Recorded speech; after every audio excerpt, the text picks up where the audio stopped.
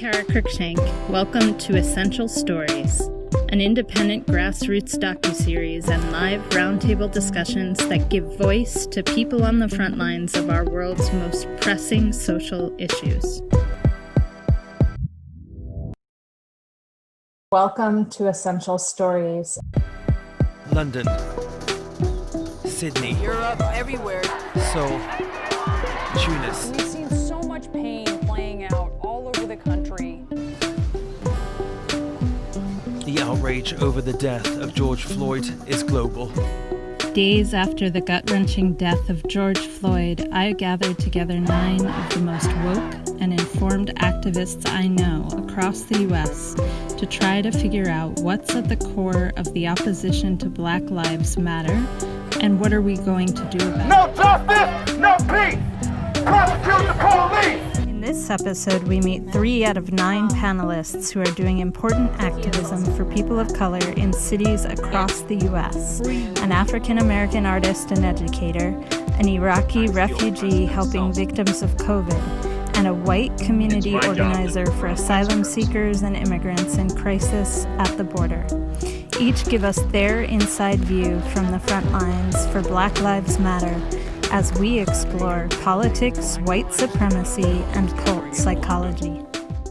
In this episode, I'm going to be introducing our first 3 panelists. To start off, we're going to hear from Lisa Young, who's an activist and performing artist and teaching artist in Denver, Colorado. Lisa is the perfect person to kick off this conversation. Let's see how she feels about what's going on right now. I'm tired. I'm beyond tired. I'm mad. I'm pissed. I'm lonely in the middle of this mess that we're in. I am tired of trying to explain to white people why we're tired. I'm tired of trying to explain to white people who are crying about wearing a mask that you're not a slave and your rights have not been taken, and you keeping yourself safe and other people safe is not a harmful situation for you and your rights and your liberty. I am exhausted. I'm exhausted of every time I turn on any mobile device, television screen, there is this individual that is a nonstop maelstrom of bullshit. I am tired of people believing in Trump and his lies. I'm tired of people changing their minds and being okay with the racism, the sexism, the misogyny, the hate, the patriarchal bullshit that we have had to live through for the last forever. I'm tired of white supremacists who are now feeling emboldened and proud of their hate coming forward, and I'm tired of Black and brown and yellow and white bodies dying and bleeding in the streets. I'm tired. I can't get anything more than tired. Now we are trapped in our homes. We cannot perform our art except through these platforms. And it's tiresome. I miss human contact and I can't get it because of decisions that I had nothing to do with. You have somebody who had information for months and lied and told the entire world, oh, we got 1 person sick. It's the best plan. We're going to do great. And there are people who right now can't see their loved ones in their last dying breaths, who can't bury their families. I'm tired. I'm tired of having to explain to my white friends why I'm tired. I'm tired of having to explain to them, yes, you're a little bit racist. You can't help it. It's the way you were raised. And now it's not my place to help you find your way. It's my place to heal and take care of myself, my family, my people, and to speak up on all of these bodies. We can't jog. We can't sleep in our own homes. We can't sit on the couch and have ice cream. We can't breathe. Enough is enough. And either we're going to get together and make a change, or we're just going to die together. That was pretty clear. I hear you, Lisa. I think Lisa's message is a sounding board for any of us who have any privilege. Racism against people of color is a white person's problem to solve.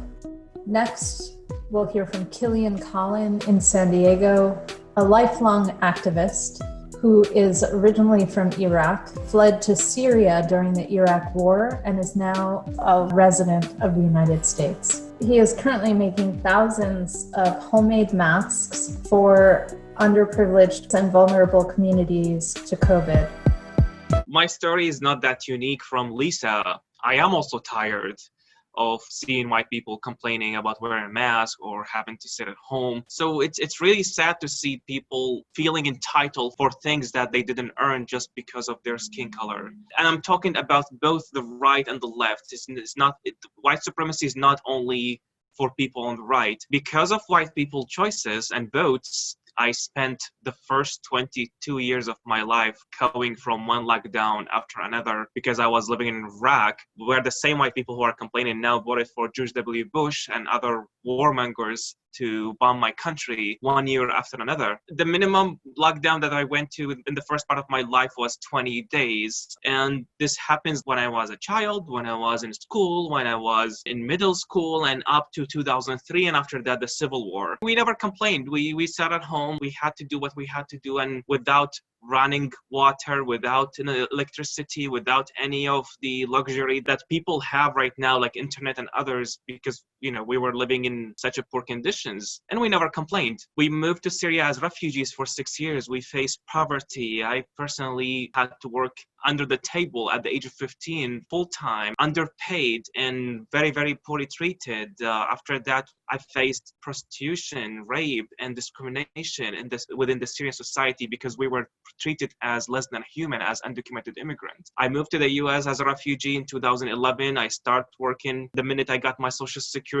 I worked at several jobs. I always do what I have to do. When I saw shady practices from my employer, I blew the whistle. I did what is right to do. I protested. I joined local organizations to help workers, to help other communities, and never actually complained about the right thing to do. The first protest I came out against a politician was Duncan Hunter in East County in his town hall in 2017. And a lot of the white folks in his town hall were telling me to go back home, that I'm not even a citizen, that I'm illegal here, even though I was already a US citizen by that time. And unfortunately, this story was repeated again in 2020 when I decided not to support Joe Biden because he voted to kill my people in Iraq and all the suffering that we had to go through. The white feminists that they were making me as a hero for telling my story as a refugee, they were telling me that they hope that Trump revoke my asylum and send me back home. So they did use the same supremacist language, white supremacist language that the white on the right used. White supremacy is a reality, and it's about telling people of color what to say and what to do and not giving them the option of deciding themselves.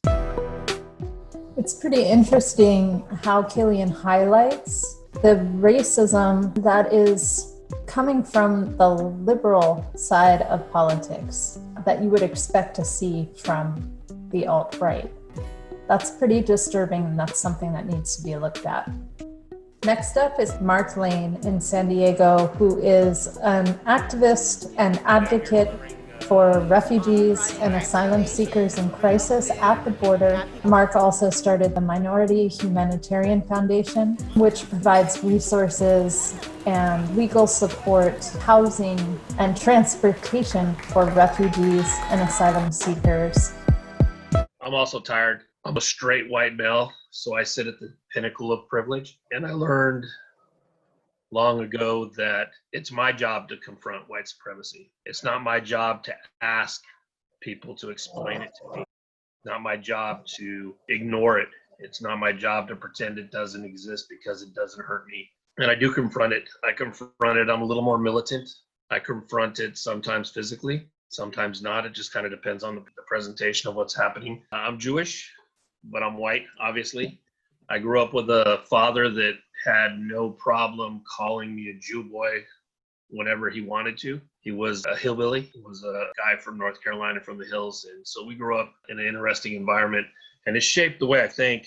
And I know that my life is significantly different in every aspect than my brown wife and my 3 brown sons, and I fight for them as well. I do a lot of my work in the undocumented community. My wife is still undocumented after 10 years of fighting the system to get her documented. That's only gotten worse. And as Killian mentioned, it wasn't just worse because of Republican administrations. The main reason my wife can't be documented is 1996 Bill Clinton immigration policies, and I fight for them. We also do a lot of work in the police brutality section because a lot of the immigration issues cross over to brutality. We have a system set up that, everybody blames Trump, right, for what we're doing in immigration right now and how we're treating people. But Trump was delivered a beautiful deportation machine by Barack Obama. Trump was delivered the cages that the kids and the families are in by Obama and Biden. He just took it to another level. We pick up the pieces and we try to help,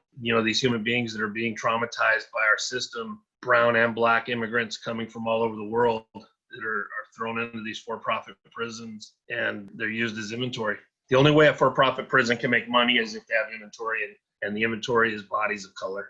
It's human bodies of color. We've done a really good job as a society to make it okay, to make everybody look away. We picked up last night 4 people that were thrown on the street by ICE after being detained for months. They drop them off in the middle of the night at the border and drive away and leave them there. And so we, every single night, are picking those people up. So I try to confront it head on, and I want people to see it, and I want people to hear the stories of these human beings that we deal with every single day. And like I said, I really believe that as I sit on the pinnacle of privilege, that it's my job to confront white supremacies. It's nobody else's job to do that.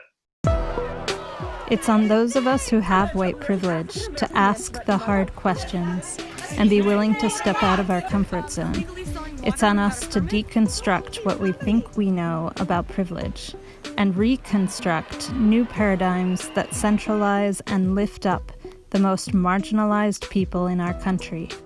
In our next episode, we will meet 3 new panelists with diverse and powerful perspectives: a performing artist in Brooklyn, New York, who speaks out on the normalization of Black pain in the media, a female program facilitator in a high-security, all-male prison in Southern California, and we'll also get to hear Rhythm's perspective on white supremacy in North Carolina versus Los Angeles. How tired are you of systemic racism? Let us know in the comments below. This is real people, real stories, real experiences.